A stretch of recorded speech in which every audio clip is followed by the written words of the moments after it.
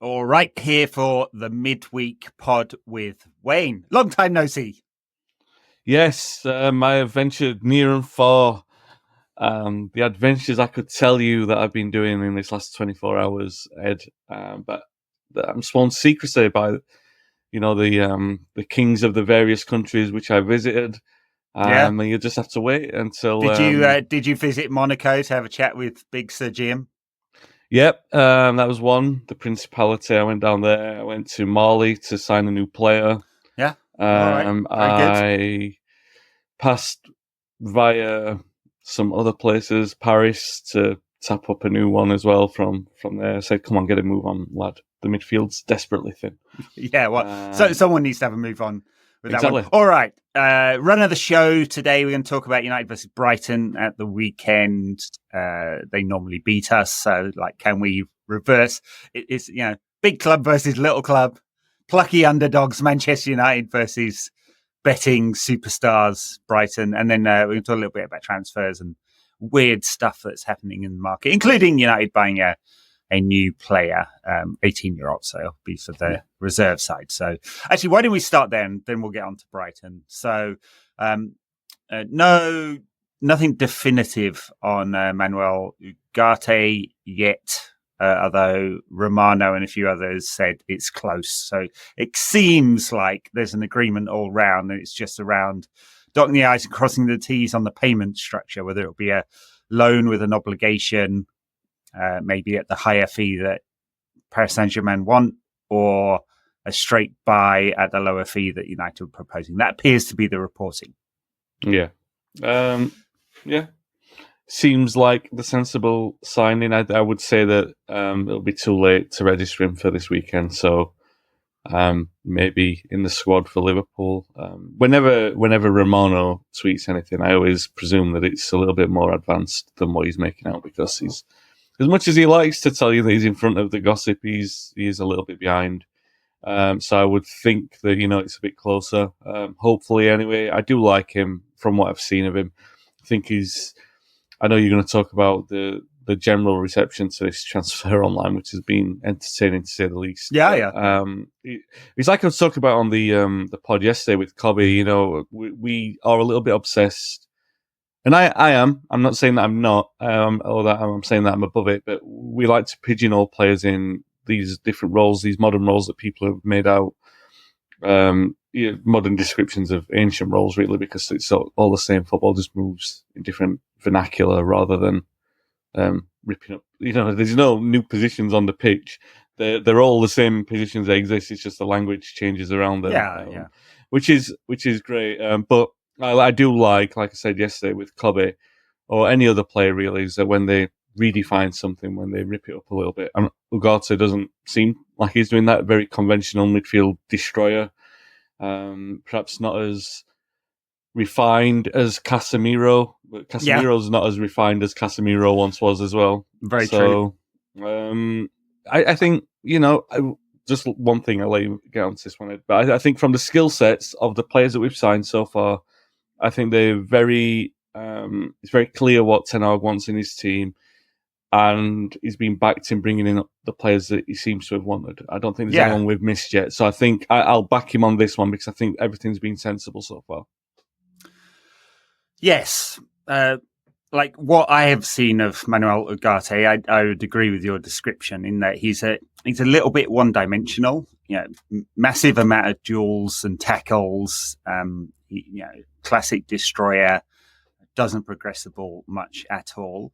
And in my mind, that felt a bit weird, because I'm thinking, well, we've got this, much advanced data team now and a real structure around how we do transfers and think strategically about squad building and for the longer term. And I was like, do we really want a really highly priced one-dimensional player? We're going to regret this, buying right at the top of the market.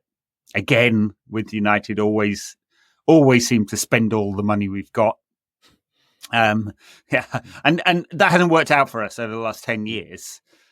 Here, maybe a little different, and just on two dimensions, I'm starting to question myself a little bit or refine my thinking. One, he's younger, so there will be a market for him later. It's not going to get much bigger than it is, I think. So if we want to move him on, he's going to be on pretty high wages anyway, having gone to Paris Saint-Germain, and it's a big fee. So, but there will be a market because he's fairly young.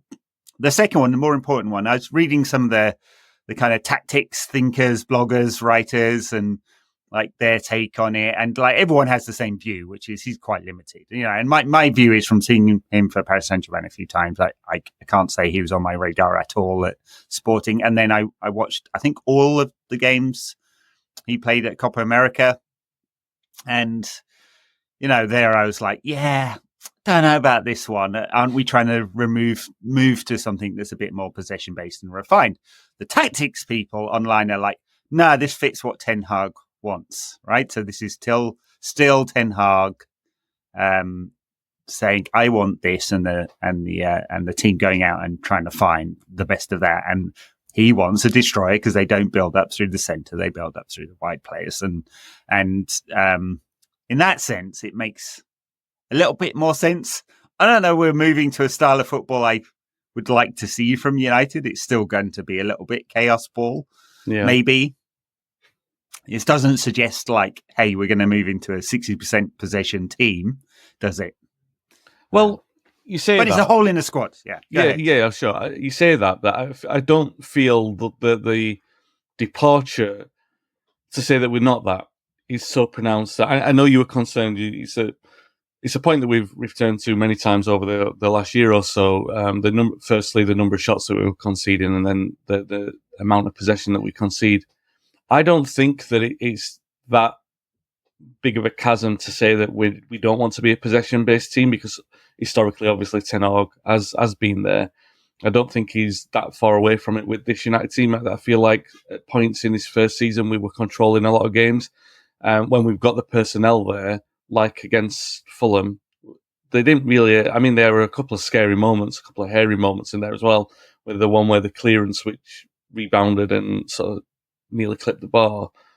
So there were a couple of moments in there, but by and large, and a caveat, it's only Fulham, but Fulham came to Old Trafford and had 20-odd shots and won in the last minute last season, and we didn't see that on Friday. It was a lot more comfortable than that. So you bring like 4 or 5 of these players back, and it can be a lot more composed. It can be a little bit more controlled. The issue that I've got is, as I said, the thing that I definitely agree with you on, and the issue that I've got with the signing is that it doesn't appear to be a very obvious signing with regards to retaining possession, because, like I said, he's a destroyer and his use of the ball doesn't seem particularly enthralling. Having said that, there is always place in any top team for a player who knows his limitations and is able to move the ball on, and we've definitely got players who can move the ball on. So if his role in that team is to do that and then move the ball on, then great. Then you look at a player like Scott McTominay, who is another player who's got his pros and cons like we've talked about, and one of the cons is that he can't, from a midfield position, he can't move the ball on very well. And if you've got another player like that in there, and he doesn't have the pluses that Scott's got, I'm not saying that it's an obvious swap for McTominay. I know that there are different things, like maybe his ceiling is higher, and his all-round ability as a city midfielder is stronger than Scott's. I don't think that's a major criticism of Scott to make in that comparison. But to the point that you're making, is it an obvious signing in terms of the profile? No, because I mean, the obvious signing would have been Frankie de Jong, because he fits exactly. But then you wonder about Kobe's development and everything like that. So I feel, on the basis that you look at the entire skill set of the midfield, and that he's a different option that does different things, albeit some of the qualities are similar to other players, I think it's a smart signing. Am I particularly excited about it? No, but hopefully in like 4 or 5 months' time, we'll see the method behind what he's trying to do in a sort of complete unit. Well, I mean, yeah, sure. I mean, Kobe, Ugarte, Bruno as the midfield sort of three.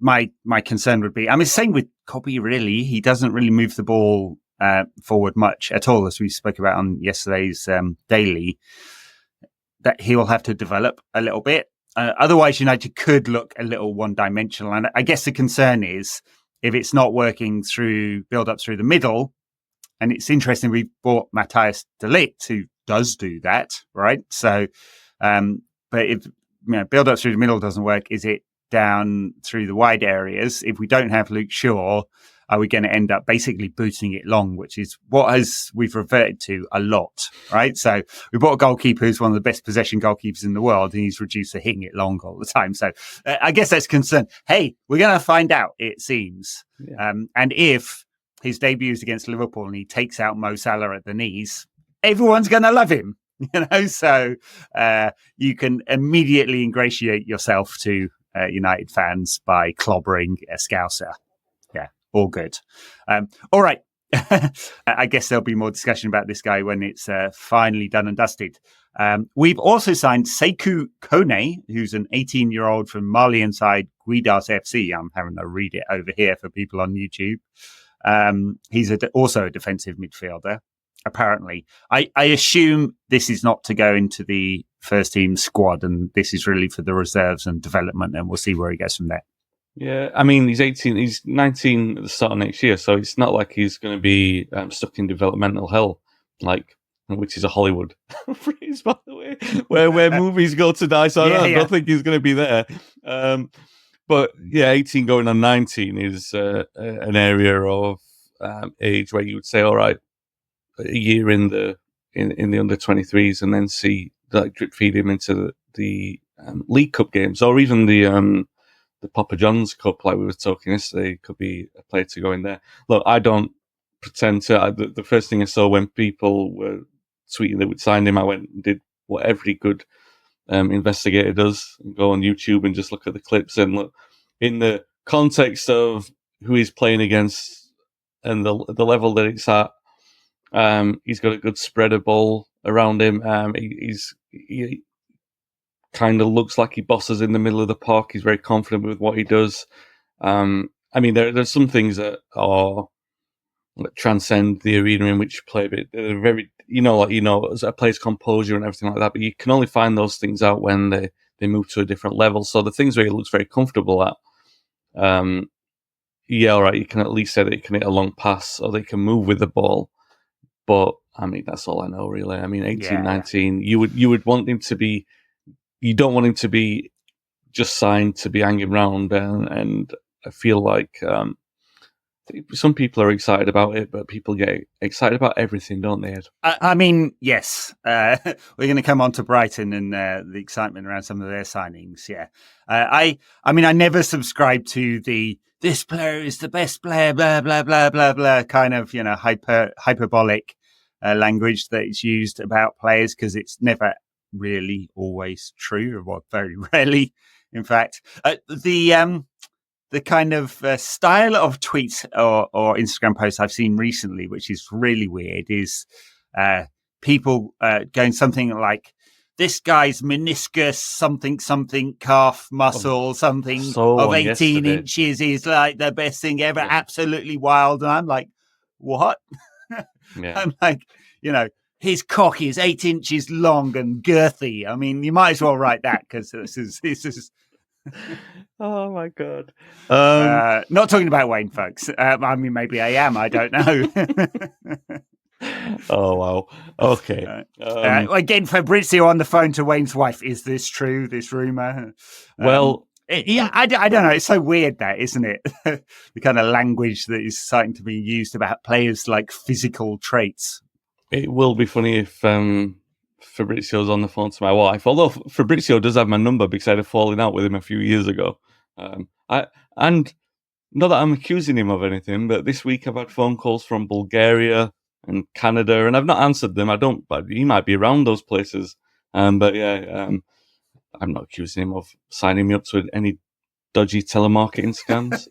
No, I mean, it would be a little odd if Fabrizio Romano was had a beef with Wayne that took years to realise. He started with signing you up to telemarketing in Bulgaria, and then eventually comes around to kidnapping your children. Years down the line. And the falling out was in 2020. The year when we sacked Ollie, it was around the time we sacked Ollie because I fell out with him.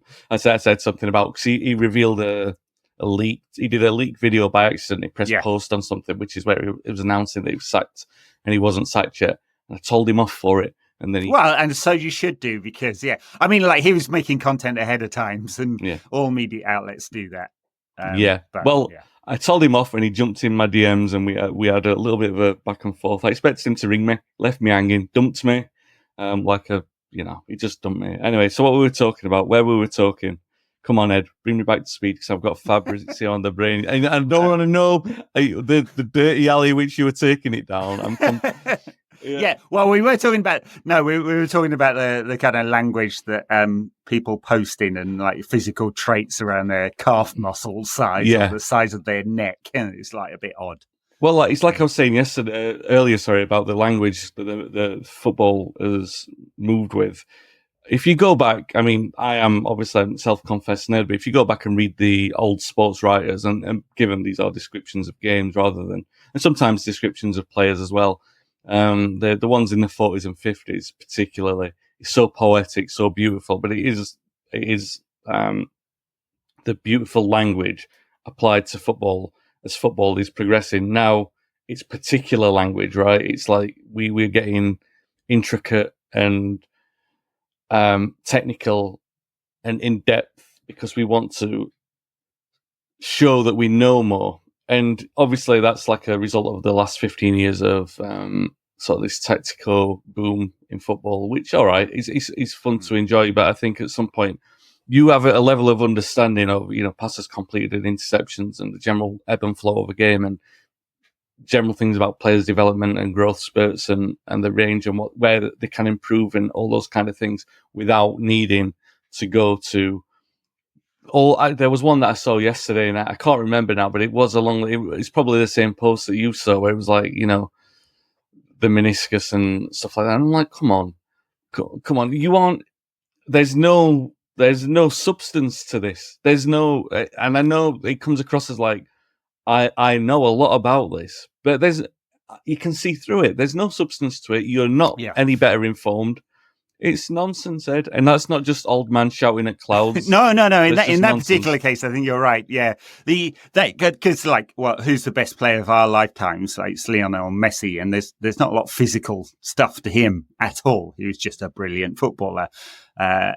The tactical stuff's kind of interesting because a lot of the language is taken from coaching, and I think that does add a value in terms of like understanding what coaches are trying to do. And, I think I've learned a bit from that community in terms of like what Ten Hag is trying to do and why, right? And understand what he's trying to achieve. I agree with that, by the way. Yeah. I'm not saying that. I'm talking about the overcomplication. No, I get it. And sometimes it's a two-way street. There's analysts will inform the language of people in the sporting world. Data's been a kind of slightly different in that I kind of feel like the data side of things has slowly influenced the way that sports generally and football has started to think about data and use language around data. The physical stuff, I just think it's fucking weird. I don't think that is, I can't imagine that the United doctor, when they're doing the medical, is getting out a tape measure and measuring Manuel Ugarte's calf and going, oh, this is half an inch, less girthy than I thought it was going to be. No, we're going to cancel this transfer. I mean, it's all a bit odd. The one thing, right. Just on that, the one thing I will say is that players have a deep interest in it for sure, because and I feel that we've reached a point where it impacts in performances in ways that I don't think the public are like fully appreciative of yet. For example, I feel like there are statistical trends, right? And we would observe something on the podcast, and if something jumped out at us on the week after that something was statistically erroneous, like Rashford completes 9 out of 9 dribbles and statistically he's done 1 in 4 or something like that, we'd make a comment about it and we'd talk about it. Well, the players obviously take those kind of things seriously, and I feel what you end up with is conservative repression in expressionism. It really inhibits a player's ability to sort of go, I'm going to take a chance here because my numbers are such and such for whatever reason, at whatever point of a game. And I feel like that's a negative thing. I think it's a good thing in terms of analysing trends, but and I feel like we're already there, if you're at a point where you're inhibiting players, particularly players who can express themselves, I feel like that's a dangerous point to be in the game. Yeah, I mean, couple of analogies. I mean, I think you're right. Actually, I mean, safe passing because they want to keep their pass completion rate high and all of that. I feel like Big Sam may have complained about something exactly like that as well. So worrying when we're agreeing there. But a couple of other sporting analogies in cricket.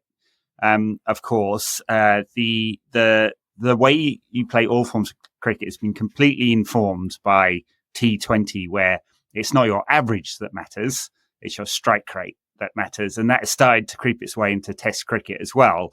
And if you look at the way that McCullum and Stokes have taken on the England Test side, is they started to think in those terms too, that your best way of winning was not to get out. It was to score as big and as quickly as possible.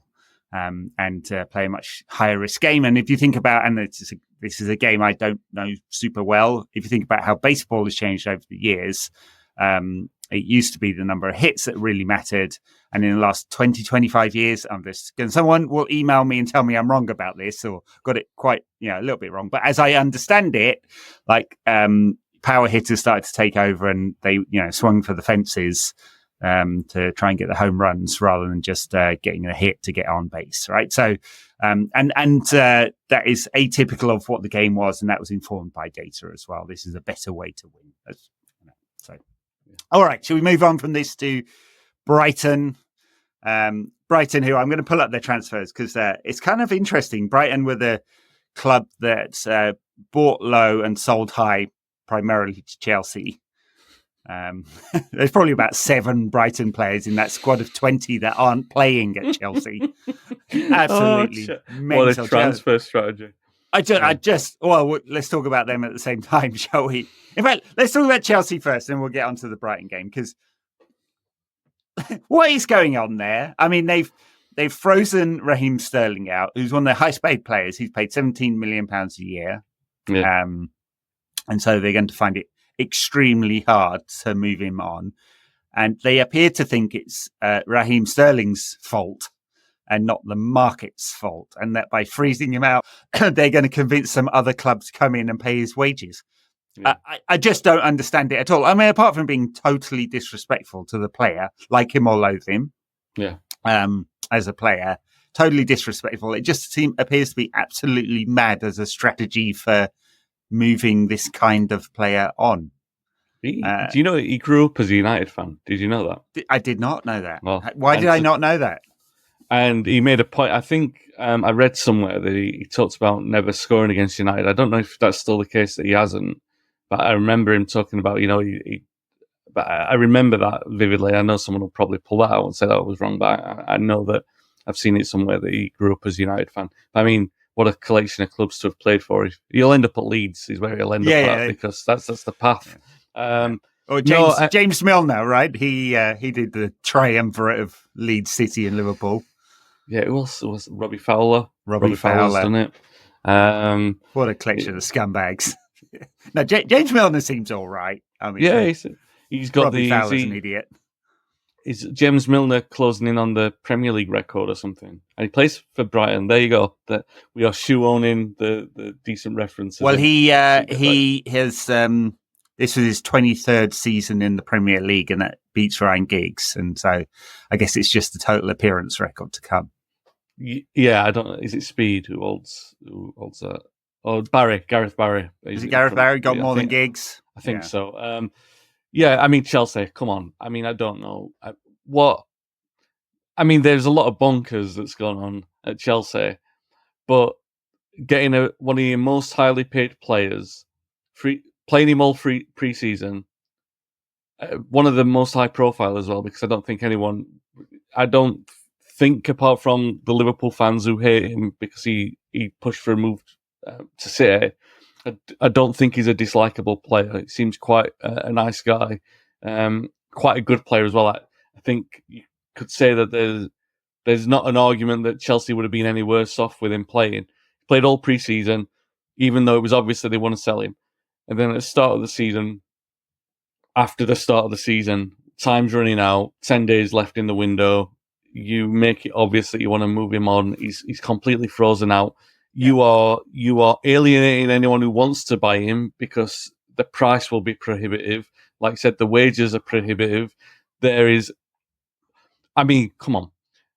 They won't be able to sell him. It'll be a loan, and Chelsea will have to cover a lot of the wages. If this is Chelsea's transfer strategy unfolding in the ins and outs, and I know that they've moved on a lot of players, by the way, for a lot of money in this Todd Bowley era.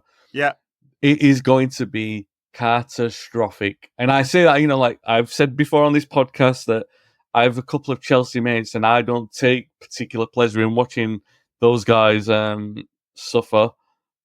But I'm from a neutral perspective, as much as one can be a neutral, considering we used to be rivals with them. You look at me and it's like it's nice in there's the car crash that we're not involved in, right? That United aren't involved in. So you look at it and you think, good grief, how can someone get this so wrong? And by the way, clearly wrong. Not at a point where you're going, oh, this could work out.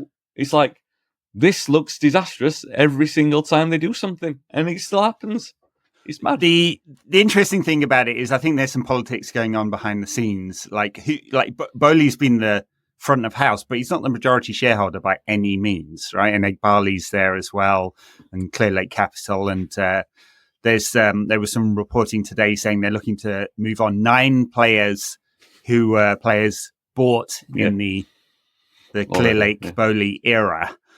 Which is interesting. Some of them are on now 7-year contracts. I mean, they gave this kind of impression that they thought we were all stupid in England. We didn't know how football was run, and they were going to come in and show us. And this may be totally unfair, and I'm giving this kind of English view of Americans in sport, but I'm just going to go with the cliche anyway.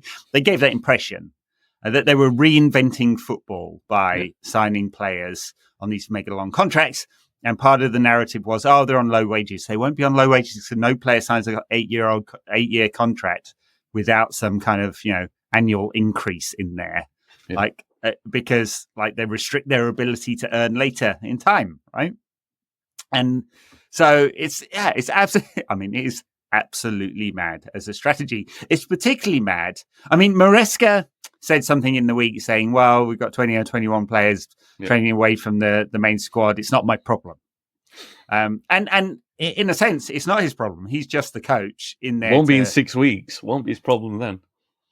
Well, I suppose he's they can't be disruptive if they're training with the under 21s, or maybe they are the under 21s now. I don't know, I suppose he's thinking about it like that, but it's definitely a problem for Chelsea overall. It's blowing up in their faces, as many suspected it would do. They seem to be addicted to buying players for the sake of buying players, having to flip around players and take a loss in quite a few cases now.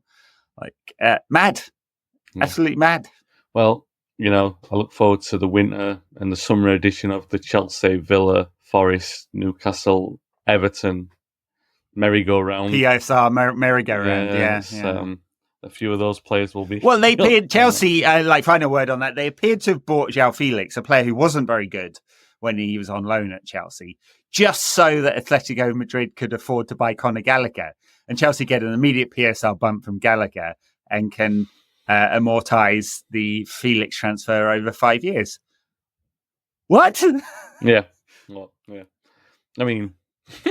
Todd, nothing. Reinventing football. All right. Yeah. Brighton have bought some players, and this is interesting because they used to buy cheap from Ecuador or wherever, and they appeared to reintroduce into the team a new player that you'd never heard of each week, who's absolutely bloody brilliant. And this time around, slightly different, I'd say. So they bought Jorginho Rutter from Leeds, who I don't know about this one. I don't know if I think this one is sensible or not. I mean, maybe it is if he puts one in the top corner at the weekend. Yankuba Minte, who did really well at Feyenoord, Newcastle player, they had to sell him for PSR reasons. Looks good. Looks like a good player. Mats Vifa from Feyenoord, who, talking about the stats nerds, absolutely love. He was on a list of players that some United supporters thought United should go for. And Brahan Gruda from Mainz, who I don't think I've ever seen play, who's apparently a right winger, according to Transfermarkt. And Ibrahim Osman, who's a left winger from Norway, who I did see some tacticos very excited about. Thoughts on that collection of quite expensive signings in Brighton terms? Yeah, it seems a diversion from their old strategy, like you say.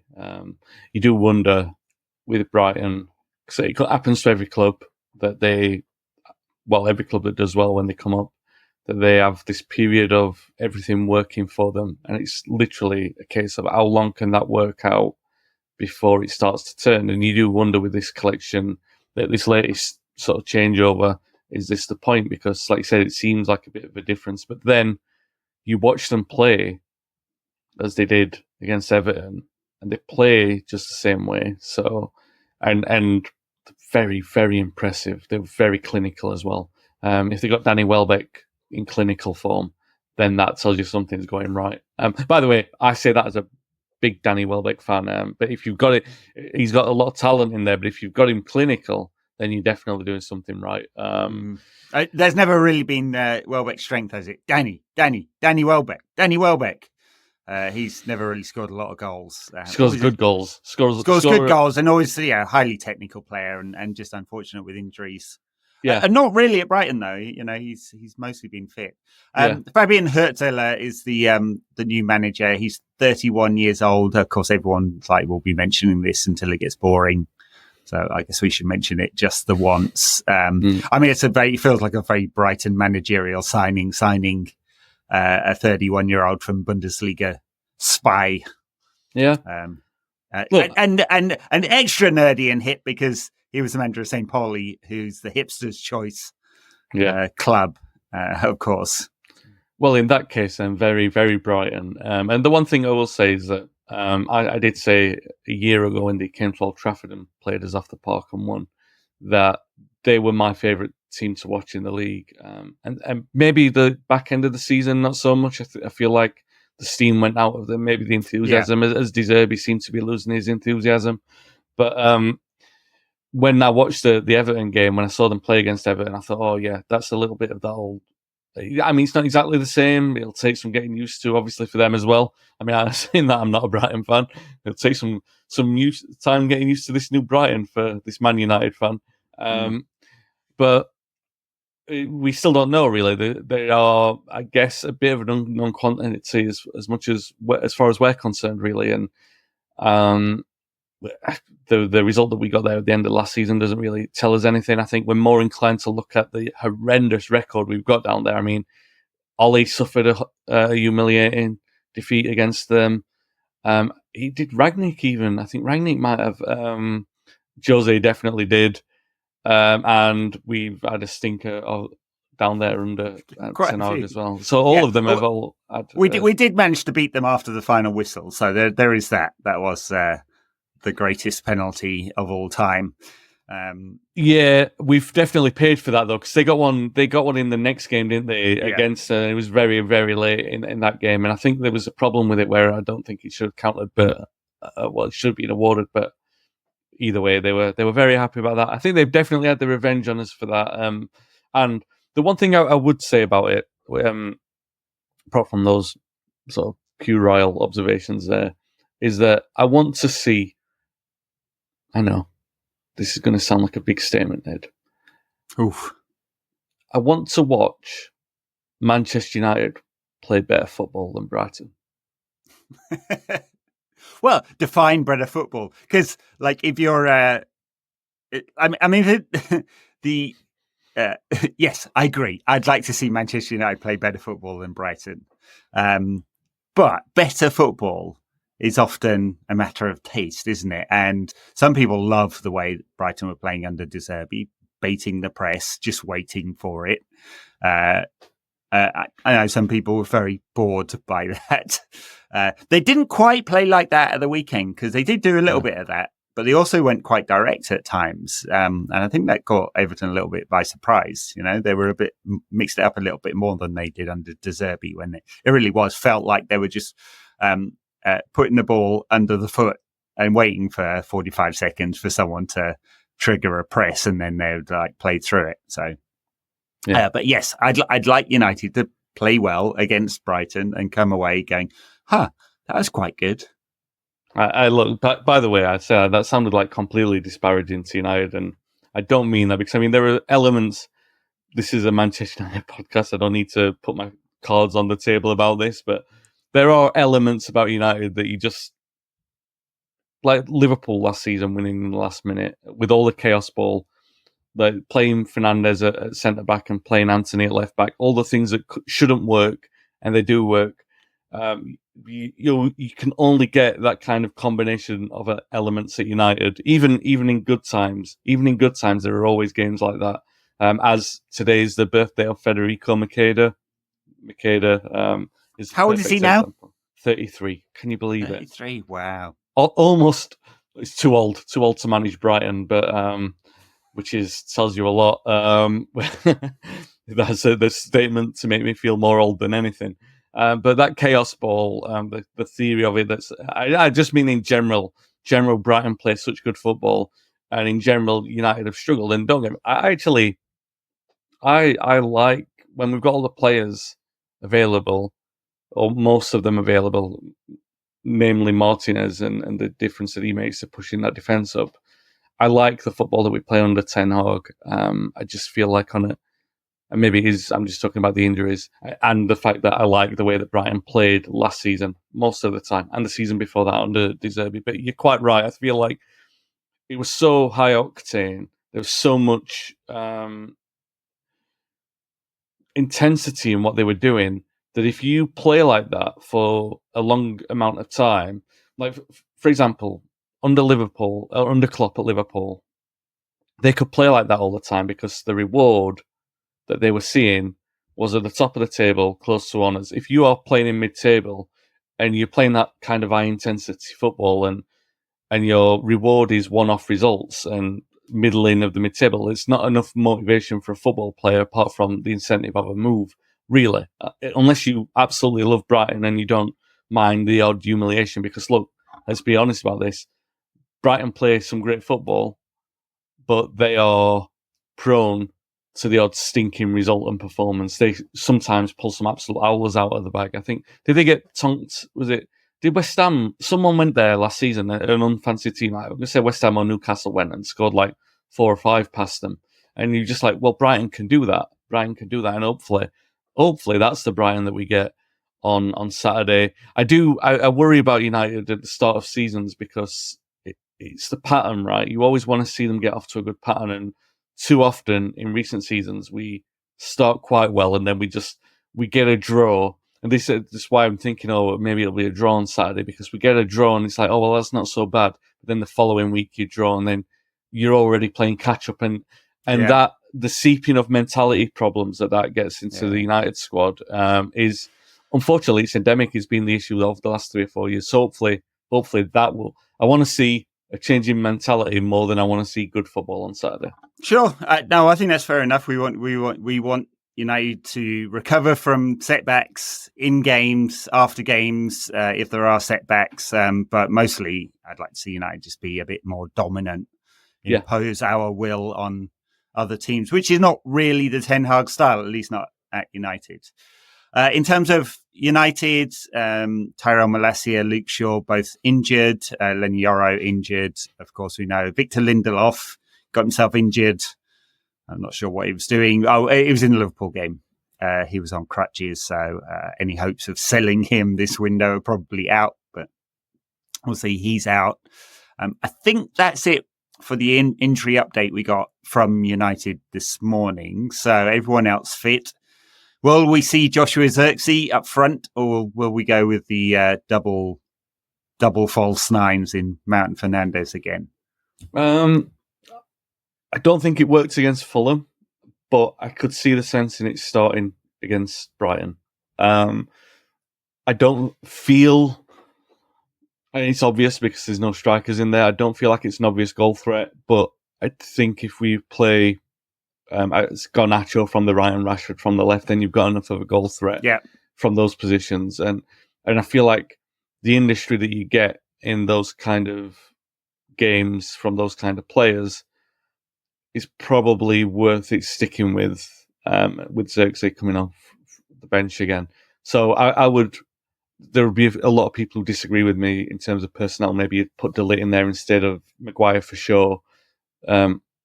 But apart from that, I don't think I would make any changes because I think Brighton play not identical, but a similar kind of game to City.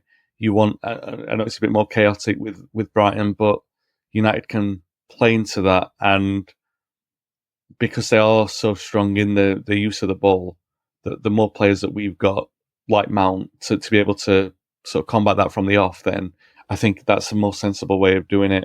And to be honest, if we did that, I'm quite confident of playing well and getting a good result there. Yeah. Yeah, I mean, I thought Mount was pretty good. Overall, United, they create 5 big chances as defined by Opta against Fulham, which is an extraordinarily high amount. And it perhaps shouldn't have been as close as it was. The other thing, looking back at the data, United were incredibly compact in a way that just was not true for most of last season. So, both a much higher defensive line, but also the shape. If you look at the average positions of the players, looks much more like a functional unit than was true for at least the second half of last season. So, signs there. The other thing I'd say about Xerxes is that his style of forward play, he calls himself a 9.5. It doesn't look that different from the way that Fernandes plays when he's in that false 9 role. So, if Xerxes starts, and I tend to agree with you, I suspect he won't because he's still building up full fitness. But if he did, and when he does, him and Fernandes is not hugely different tactically than Mount and Fernandes. But yeah, we'll see on that one whether he starts, but I suspect he'll get another half an hour or something like that. And everyone else is still building their fitness. I mean, this will be Kobbie Mainoo's 3rd pre-season game, effectively. He's not up to full fitness yet. And a few others, Garnacho too didn't take part in pre-season. Neither did Alessandro Martinez, who's playing everything. You would also, you look at this game and said that he's got to make sure that he gets the selection right for the Liverpool game. So that's why I'm inclined to think Mount, because I think you just go with that again against Liverpool because it's exactly the same kind of dynamic. It also gives Mount a good run of confidence. Like you said, maybe I'm being a little bit harsh on him, but then I'm judging him from the position that he was playing in and the demands of that position rather than the way that he played. Because I know that he had a good chance and he was making himself busy for sure. But it's like when you look at the absence of a goal threat and you think, who's the obvious player to come in or to drop out? It's obviously going to be Mount because of the other players that are in there.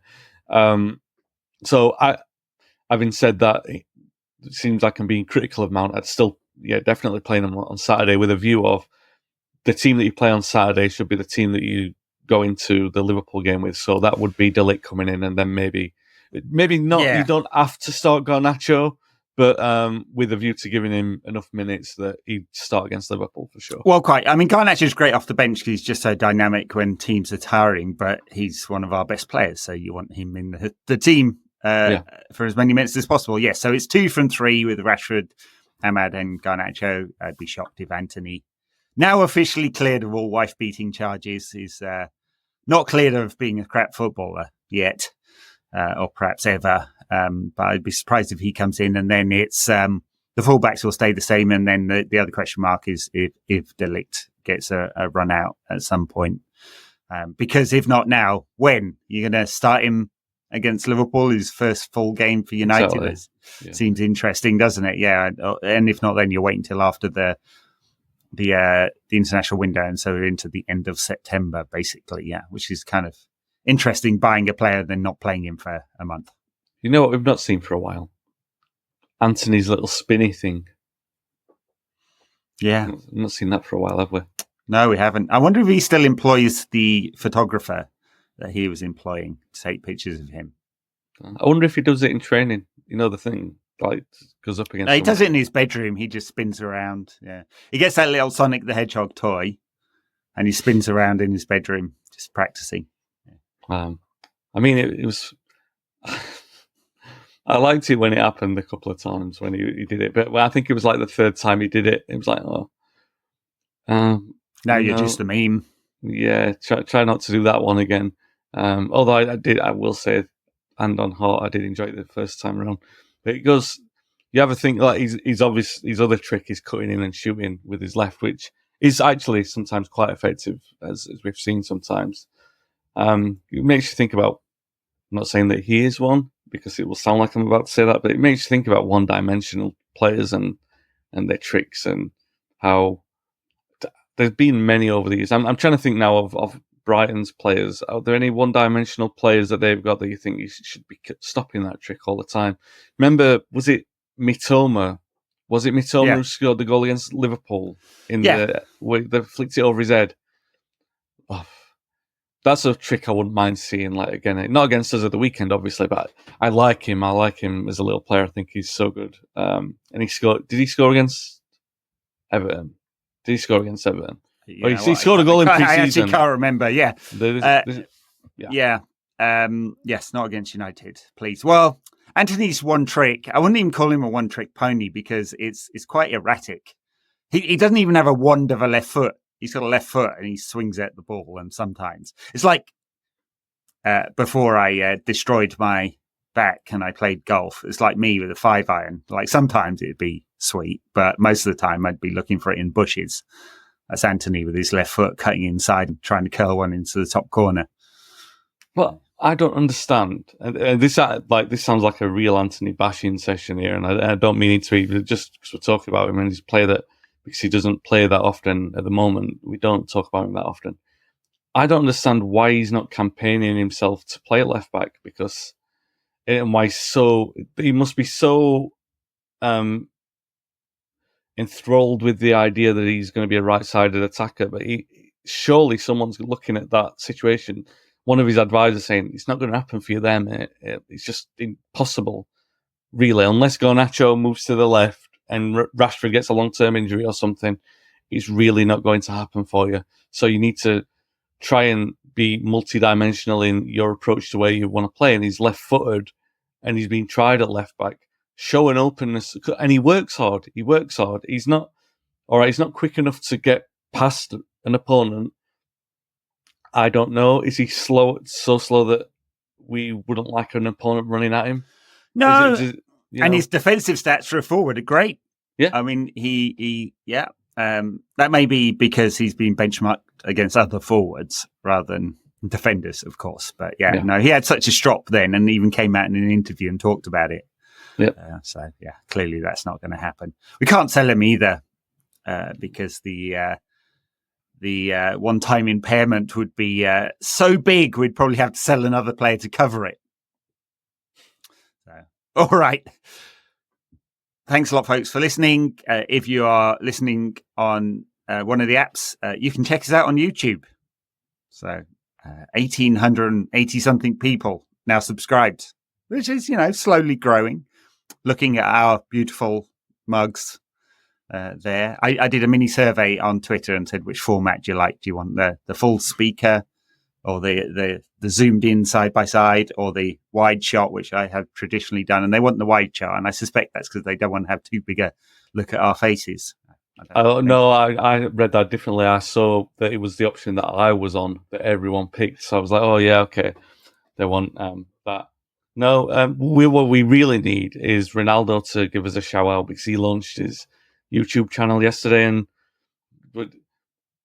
proof that he's a better player than Messi. And bring it back to the point you were saying earlier is that he got more subscribers on his YouTube channel. That's what some people were saying than what Messi's had since he launched it in 2011. Which if he gave us just a little shout out, I'm sure that. It'd be a huge boost. Well, if we're just talking numbers, we want who's got the biggest followings? Elon Musk Andrew Tate, Cristiano Ronaldo. They're all wrong uns, aren't they? So maybe not that lot. So, yeah. Maybe. All right. Yes.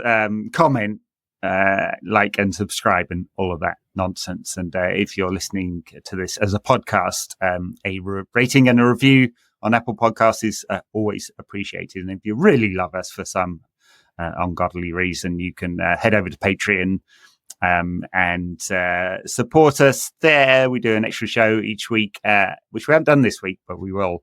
And a tactics show, and there's merch and stuff like that. All right, we'll leave it there. Thank you, Wayne. Thank you everyone for listening, and come on, you Reds.